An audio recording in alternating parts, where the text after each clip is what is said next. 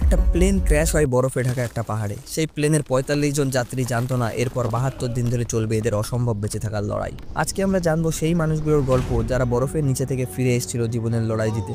ঘটনাটি শুরু হয় ১৯৭২-এ।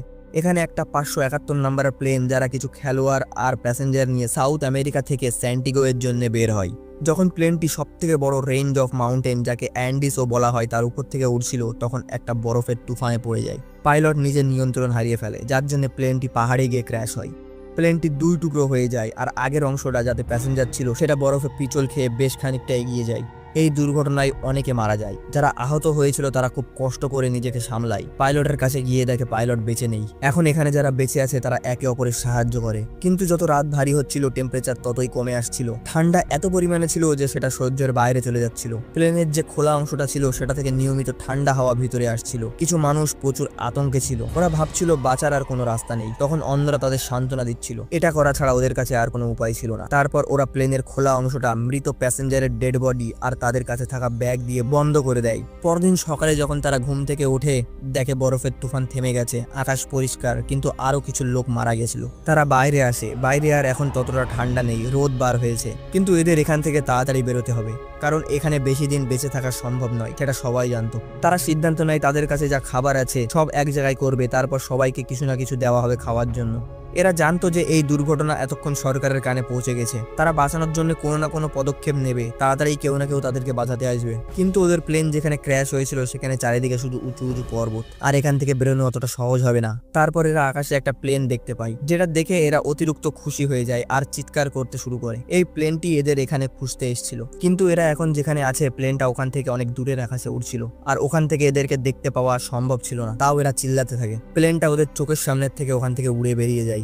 এখন ওদের এখানে কিছু না কিছু করে বেঁচে থাকতে হবে, যতক্ষণ না ওদের জন্য আবার কোনো সাহায্য না আসে। এরকম ভাবে ৩ দিন পার হয়ে যায়। তারপর ল্যান্ড নামের একটা ছেলের জ্ঞান ফেরে। জ্ঞান ফেরার সাথে সাথে সে তার বোনের কাছে দৌড়িয়ে যায়, কিন্তু তার বোনের কাছ থেকে সে জানতে পারে তার বাবা মা আর বেঁচে নেই, আর ওর অবস্থা অতিরিক্ত খারাপ। এটা শুনে সে অনেক ভেঙে পড়ে। এখন সব থেকে দরকার ছিল পানি, যার জন্য ওরা বরফকে মেল্টিং করে পানি সংগ্রহ করে। সাথে একটা বড় এক্সের চিহ্ন বানিয়ে দেয় তাদের ব্যাগ দিয়ে, যাতে কেউ যদি উপর থেকে উড়ে যায় তাহলে এই চিহ্নটা দেখে বুঝতে পায় যে যাত্রীগুলো এখানেই আছে। পরদিন ওদের খোঁজার জন্য আবার একটা প্লেন আসে, কিন্তু সেও আগের মতোই অনেক দূরের আকাশে উড়ছিল। এটা দেখে ওরা অনেক খুশি হয়ে যায়। ওরা ভাবছিল যে এক্সের চিহ্নটা ওরা ব্যাগ দিয়ে তৈরি করেছিল, এটা দেখে ওদের এখান থেকে বাঁচিয়ে নেওয়া হবে। তারা চেষ্টা করছিল তাদের কাছে থাকা আয়না দিয়ে সূর্যের আলো রিফ্লেকশন করে পাইলটের নজর তাদের দিকে টানবে, যাতে সে বুঝতে পারে যাত্রীরা কোথায় ফেসে আছে।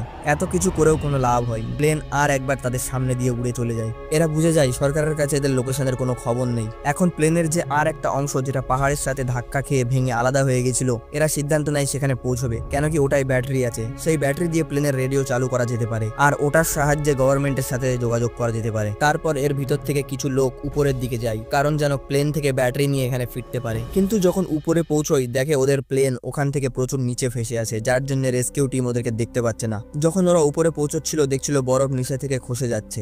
এটা দেখে তারা ফেরার সিদ্ধান্ত নেয়। এরকম করেই ৭ দিন পার হয়ে গেল।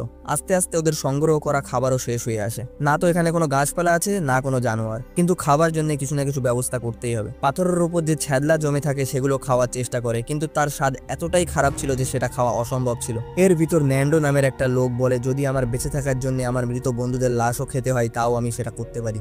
এই কথাটাই কিছু মানুষ তো রাজি হয়, কিন্তু কিছু লোক বলে এটা মোটেও মানসিকতার ভিতরে পড়ে না, আমরা এটা করতে পারবো না। এরকম ভাবে দিন কাটতে থাকে আর তাদের খিদেও তাদের মৃত্যুর দিকে টানতে থাকে। এই পরিস্থিতির ভিতরে তারা সিগারেট আর এমনকি জুতোর লেসও চিবিয়ে খাওয়া শুরু করে। ৩ সপ্তাহ পার হয়ে যাওয়ার পর সবার সাহস ভেঙে পড়ে। ন্যান্ডোর বোন, যার অবস্থা খুব খারাপ ছিল, তারও মৃত্যু হয়। ন্যান্ডো এই অ্যাক্সিডেন্টে তার মা বাবা আর তার বোনকেও হারিয়ে ফেলে। এখন এদের এখানে বেঁচে থাকার জন্য কিছু না কিছু করতেই হবে। এখন এরা নিজের কাছে থাকা তাদের বন্ধুদের লাশ খেয়ে তাদের খিদে মেটানো শুরু করে। তারপর কিছুদিন পর বরফে চাপা থাকা একটা ব্যাগ পাই। ব্যাগ খোলার পর দেখতে পায় তার ভিতরে একটা ছোট রেডিও আছে। রেডিও অন করার পরে দেখে তাতে কোনো রকম সিগন্যাল নেই, তাই তারা একটা অ্যান্টেনা ব্যবস্থা করে, আর সৌভাগ্যজনক সেই অ্যান্টেনা দিয়ে তারা সিগন্যালও পেয়ে যায়। রেডিওতে খবর শোনার পর জানতে পারে সরকার এদের বাঁচানোর জন্য ৬০ বারেরও বেশি রেস্কিউ টিম পাঠিয়েছে, কিন্তু কেউ এদেরকে খুঁজে বের করতে পারেনি। তাই সরকার এদের এখন খোঁজ করা বন্ধ বন্ধ করে দিয়েছে। ওরা মেনে নিয়েছে যে এই অ্যাক্সিডেন্টে আর কেউ বেঁচে নেই। এটা শুনে সবাই ভেঙে পড়ে আর এখন এটা বুঝতে পারে যে এখন যদি বেঁচে থাকতে হয় তাহলে এদের নিজেদেরই কিছু একটা করতে হবে। এদের খোঁজার জন্য আর এখানে কেউ আসবে না। এদের মধ্যে যে 5 জন ডেড বডির মাংস খেতে রাজি হচ্ছিল না, এখন তাদেরও সেটা করতে হচ্ছে। পরদিন এদের ভিতর থেকে 3 জন এখান থেকে বেরোনোর জন্য পাহাড়ের উপর দিকে উঠছিল।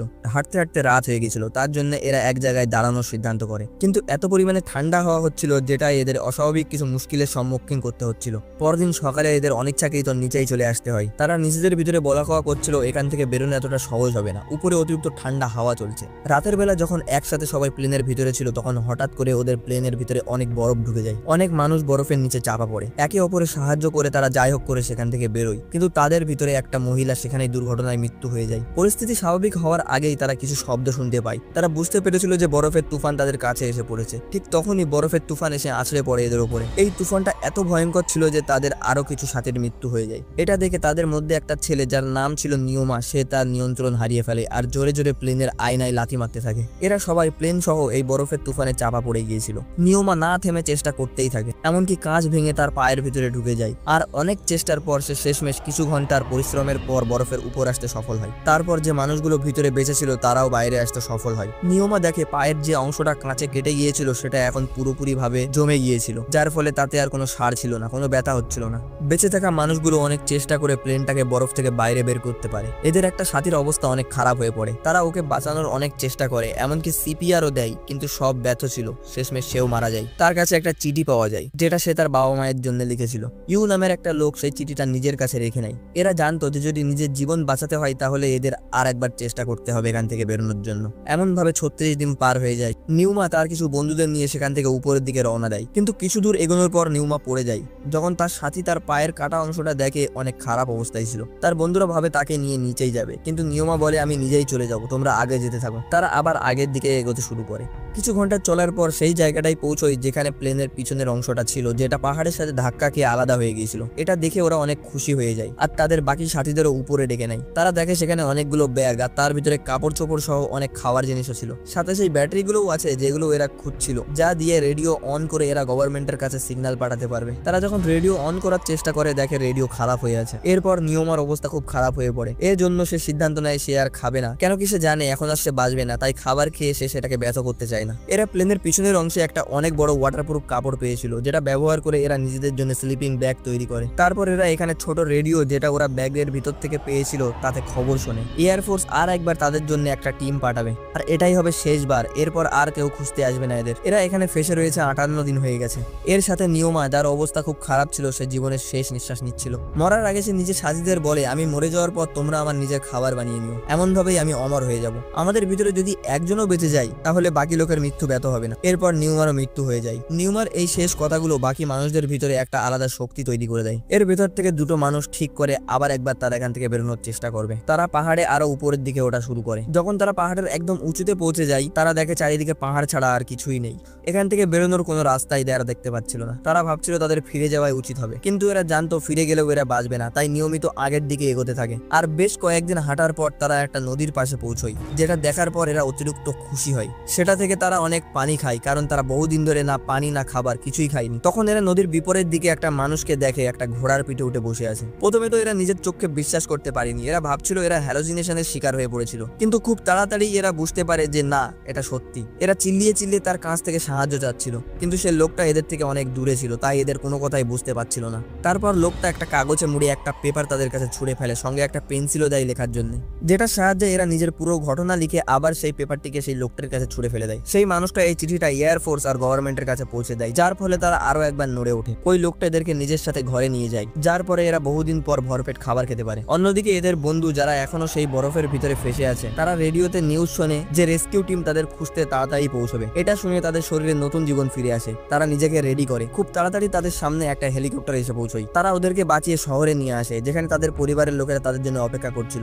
সবাই নিজের পরিবারের লোককে দেখে অনেক খুশি হয়েছিল। তারপর সবাইকে হাসপাতালে নিয়ে যাওয়া হয়। এরপর সবাই ঘরে যেতে পারতো, কিন্তু এরা ঠিক করে আর এক রাত তারা সবাই একসাথে কাটাবে। এর সাথে জীবনের সব থেকে মুশকিল সময়ে সব থেকে ঠিক সিদ্ধান্ত নেওয়ার জন্য 45 জন লোকের ভিতরে শেষমেশ 16 জন বেঁচে যায়। আর এখানে এই ঘটনাটা শেষ হয়। আশা করছি এই ঘটনাটা আপনাদের পছন্দ হয়েছে। এখানে আপনি হলে কি করতেন কমেন্ট করে নিশ্চয়ই জানাবেন।